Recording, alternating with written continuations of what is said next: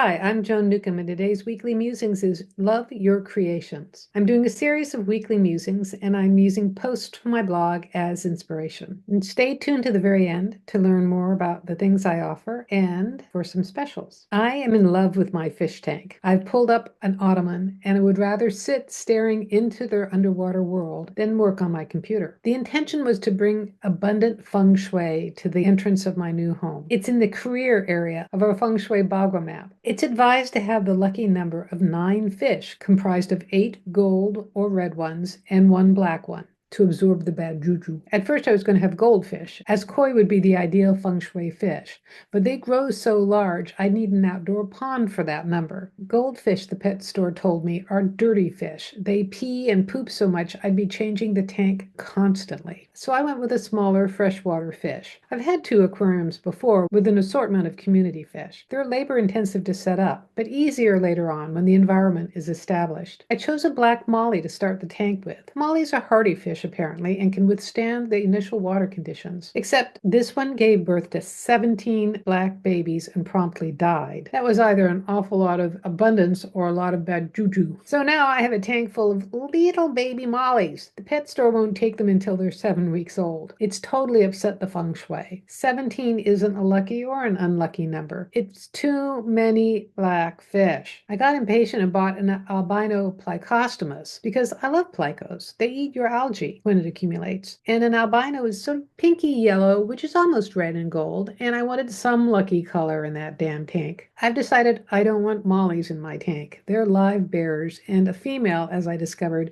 can hold fertilized eggs inside her for 28 days. They can be aggressive. The little guys are starting to go at each other when I feed them. Mollies are shoaling fish and are happier in groups of 2 or 3. I don't want to be constantly breeding fish. So I bought a black beta, which is fairly rare. I've successfully had betas in the past. They're fine with other fish, but fight with each other, kind of like Klingons. Maybe I'll call him Worf. Anyway, I haven't put him in the tank yet because he'll try to eat the molly fry while they're little. Although that might solve some of my dilemma with the excessive numbers. He's in a large glass mixing bowl next to the big tank. Apparently he's happy because he's creating little bubble nests at the water's surface. Why am I so enthralled with this tank? It's like being the creator of my own universe. I don't rearrange furniture or redecorate rooms, which my husband is very appreciative. Besides, he's an architect and has a far better eye for those sorts of things than I do. But I have set up live plants and rocks and introduced new sentient beings into this world. When you set your intentions into motion, you have to let them go in order to manifest. You have no idea what is ultimately going to unfold. You can select the environment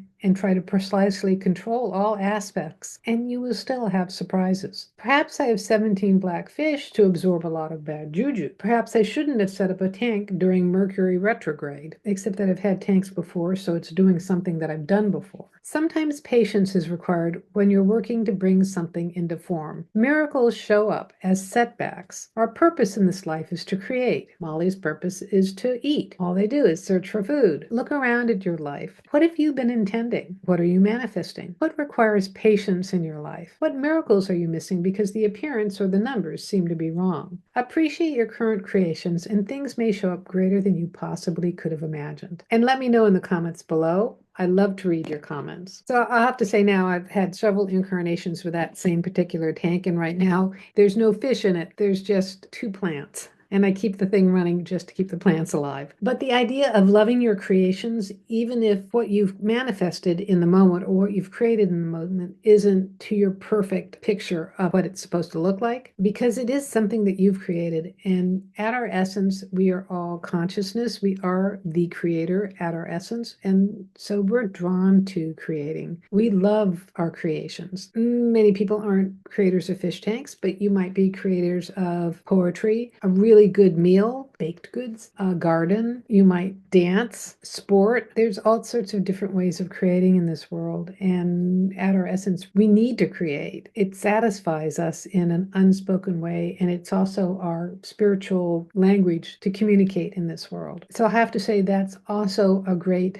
activity to do in response to all the chaos that's going on in the world right now is to take some time to be creative. It gets you back to the essence of who you are and also connects you to the greater aspect of yourself. And there you can find that what's going on in the news, what's going on social media, has less of an influence on you because you are connected to your own essential self and doing what you most powerfully are capable of doing, which is creating in this reality. So if you like these videos, please share them with your family and your friends and on your social media. Please click the like button or the heart button and follow or subscribe. And that way you're telling the algorithm to share this far and wide and get this out to someone who really needs to see this information. And if you'd like a free sample of one of my consciousness techniques, click on the link below to the skybox technique. It'll give you a drone's eye perspective of what's going on in the world today. And if you'd like some manifestation techniques, click on the link below to Manifesting Money and Miracles. It's my self-study course where you can learn some concrete, simple but profound energy techniques to completely transform your external reality. And if you'd like to have an individual session with me, click on the link below to book a session. I take a look at the essence of who you are and what's going on in your life today, and I can answer any questions that you might have, and it's all recorded just for you. And if you want to learn how to do this for yourself, that is navigate your life as consciousness with the help of some of my consciousness techniques, Manifesting Money and Miracles is a great preparation for my coaching special where I work with you one-on-one and give you specifically chosen consciousness techniques so that you can transform your life. And you can find out more at my website, joan-newcomb.com, and I'll see you next week in another Weekly Musings.